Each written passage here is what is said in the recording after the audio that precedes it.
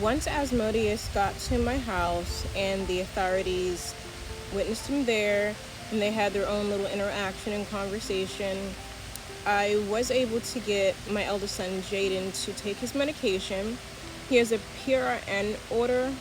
It's as needed and it's for Risperidol, and it's in case of situations just like this.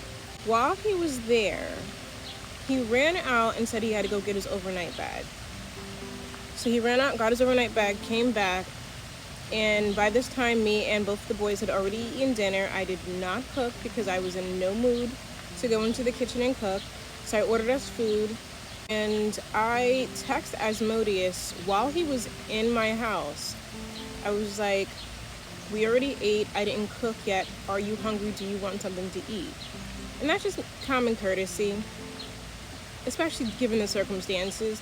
Like at that moment, I have my teenage son who is against me, so I have to be very, very cordial with Asmodeus because it's the last thing that I want is the authorities have to come back out all over again because me and Asmodeus are arguing. So I was just being cordial, being nice, and I truly, truly now don't believe at all that he was there because he genuinely wanted to be there because Jaden had asked for him. I believe that he was there because he wanted to get a feel for where my head was at. He wanted to know if I had changed my mind, if I was thinking about anything differently. It was really weird. It was so awkward because he was just there.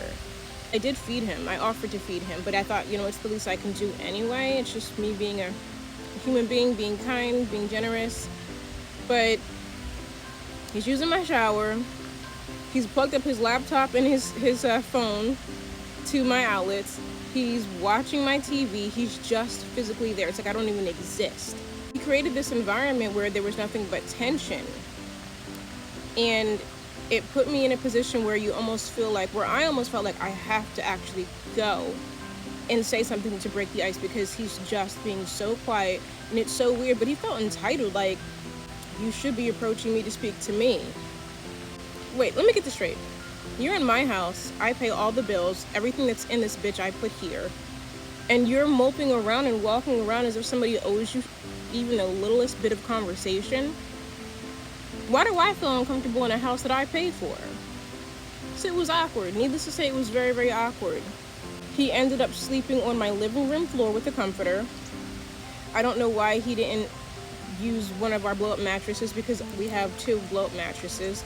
But he slept on the living room floor with a comforter, which I was totally fine with. I slept in my room by myself when I locked the door because I didn't want him to creep in the middle of the night and try to sit next to me or anything like that, or use the excuse that I was coming just to watch TV or something of that nature.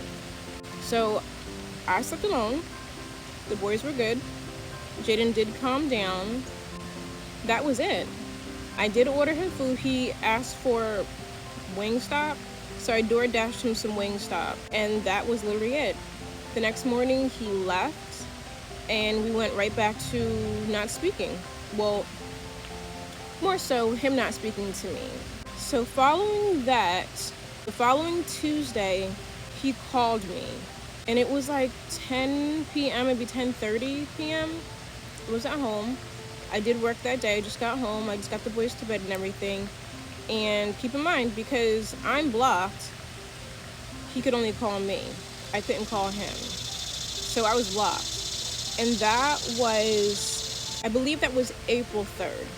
It was April 3rd. He called me and he was like, small talk. Just small talk.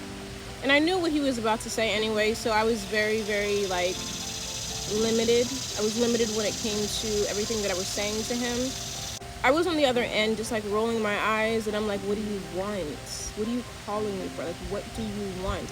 I know what you're calling me for, but that's the only thing you'd be calling me about? Really? That's the only thing you'd be calling me about? Okay. So he said, hey, can I stop by? I don't want to spend the night, but can I just come by? So I was just like,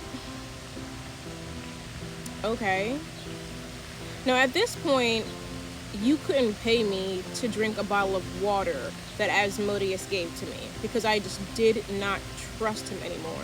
because of all the rants and raves that he was going on and the temper tantrums, I was like, I don't want this man to be even walking behind me down my steps. This nigga might push me. He might legitimately push me.